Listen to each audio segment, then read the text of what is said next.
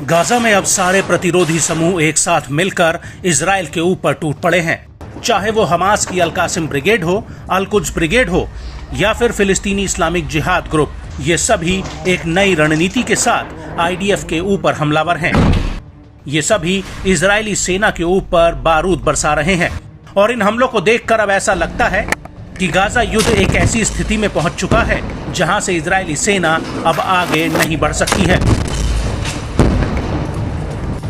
बल्कि उल्टा हमास दोबारा से दोगुनी ताकत के साथ आईडीएफ के ऊपर हावी होता जा रहा है।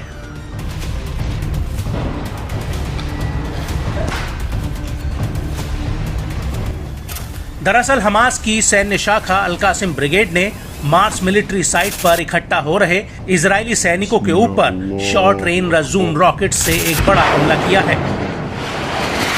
और जब ये हमला हो रहा था तो उसी वक्त खान यूनिस के पूर्व में अल कासिम ब्रिगेड ने इजरायली सैनिकों के जमावड़े पर एक ड्रोन हमला कर दिया, जिसमें इजरायली सेना को भारी नुकसान होने की खबर है।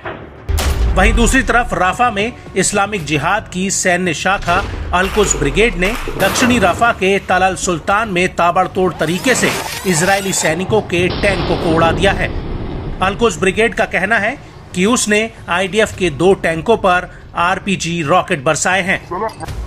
अल कुद्स ब्रिगेड ने इस हमले का एक वीडियो भी जारी किया है। अल कुद्स के इस वीडियो में दिख रहा है कि दूर मलबे के बीच आईडीएफ के 2 टैंक खड़े हैं, जिनके ऊपर अल कुद्स के लड़ाके एक खंडर पड़ी इमारत के भीतर से घात लगाते हैं और इसके बाद ये दोनों लड़ाके इस खंडहर से निकलकर आगे की तरफ बढ़ते हैं। खंडहर की छत से इन दोनों टैंकों पर आरपीजी रॉकेट दाग दिए जाते हैं, जिसमें जोरदार ब्लास्ट होता है।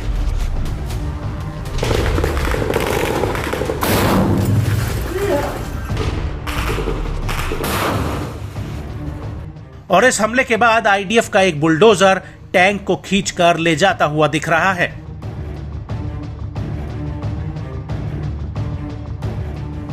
इस हमले के बाद उत्तर पूर्व खान यूनिस के अल मारिस स्कूल और अल समीरी में भी इजरायली सेना प्रवेश करने की कोशिश कर रही थी, लेकिन तभी अल कुद्स के लड़ाके इन सैनिकों पर भी मोर्टार गोलों का एक जत्था फायर कर देते हैं।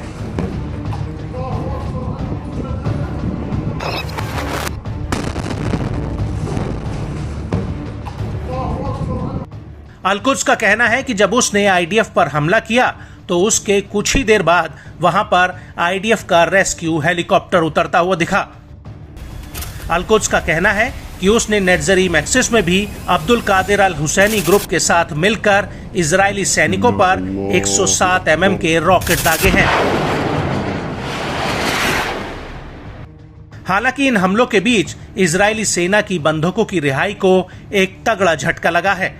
दरअसल अल कासिम ब्रिगेड के प्रवक्ता अबू उबैदा का कहना है कि इस लड़ाई के दौरान इजराइल का एक बंधक मारा गया है। अबू उबैदा का कहना है कि जिस लड़ाके को उस बंधक की सुरक्षा में लगाया गया था, उसी लड़ाके ने इजरायली बंधक की जान ले ली है। उसने ऐसा इसलिए किया क्योंकि इजरायली सेना के हमले में उसके 2 बच्चे मारे गए थे, जिसकी वजह से प्रतिशोध की भावना में आकर उसने ऐसा कदम उठाया। हालांकि अबू उबैदा ने कहा कि हमारे सिद्धांत बंधकों के साथ ऐसा बर्ताव करने की अनुमति नहीं देते हैं और बंधकों की जान को अगर कोई भी खतरा पैदा होता है तो उसकी जिम्मेदार खुद इजरायली सेना होगी।